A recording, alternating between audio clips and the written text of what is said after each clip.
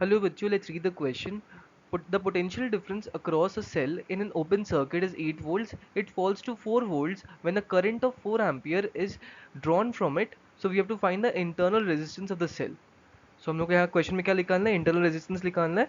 Let us see the key concept in this question. Key concept.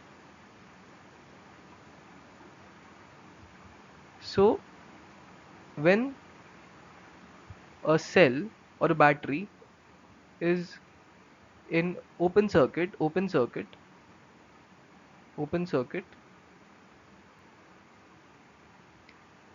the potential difference, the voltage basically, voltage is called EMF, is called EMF. ठीक है, मतलब जब एक cell connected नहीं होती है ना एक सर्किट में, तो हम लोग उसके वोल्टेज को या पोटेंशियल डिफरेंस को ना EMF बोलते हैं. ठीक है, and the moment it is connected to a circuit, तब हम वो उसका पोटेंशियल डिफरेंस कम हो जाता है. So when battery is connected battery is connected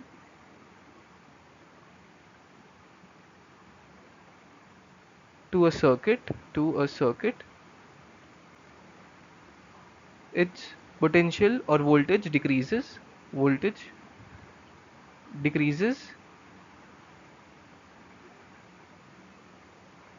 due to internal resistance. All right, तो ये मेन चीज होता है, ये मेन कॉन्सेप्ट है. Now we will write the formula. So basically वही है, ओपन सर्किट में हम लोग ड्रॉ करेंगे कि हम लोग के पास एक पहले बैटरी है एंड यहाँ पे ये इंटरनल रेजिस्टेंस है और हम लोग को इसका वैल्यू नहीं पता है, एंड ये E है. E is the EMF of the cell. All right, so let us solve the question over here. Main formula तो कुछ नहीं है, यही है कि वी विल राइट देयरफॉर, अगर हम लोग का सर्किट कुछ ऐसा है, this is the battery, this is the internal resistor, ये R है और ये E है. तो वोल्टेज ड्रॉप अगर हम लोग को लिखना है, अगर करंट ऐसे मूव कर रहा है, सॉरी, करंट अगर ऐसे मूव कर रहा है तो क्या होगा? We can write E minus I R, this is equal to delta V. ठीक है, अब इनिशियली क्या है, इनिशियली बोला गया है कि कोई जब ओपन सर्किट होता है तो 8 वोल्ट्स रहता है, तो ओपन सर्किट में क्या होएगा? We can write in open circuit current, no current flows basically. In open circuit I is equal to 0.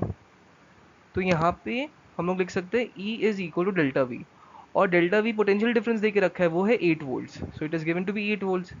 सो जो EMF आ रहा है ना वो 8 वोल्ट्स का आ रहा है बैटरी का. अब फिर बोला है जब हम लोग करंट यहाँ पे वो ड्रॉप कर जाता है 4 वोल्ट्स पे, जब एक करंट ऑफ 4 एम्पियर मूव करने लगता है. So therefore we can write therefore E minus I R is equal to 4. And ये कब हो रहा है? E तो 8 है एंड I है 4 एम्पियर. सो अगर हम लोग इस इक्वेशन को सॉल्व करें ना, तो यहाँ से जो R का वैल्यू आता है, so from here basically 8 minus 4 is 4 and 4 divided by 4 is 1 only. So the internal resistance comes out to be 1 ohm. All right, so this is the correct answer, and from the options हम लोग देख सकते हैं option D match कर रहा है 1 ohm. So we can write the answer is option B, that is 1 ohm.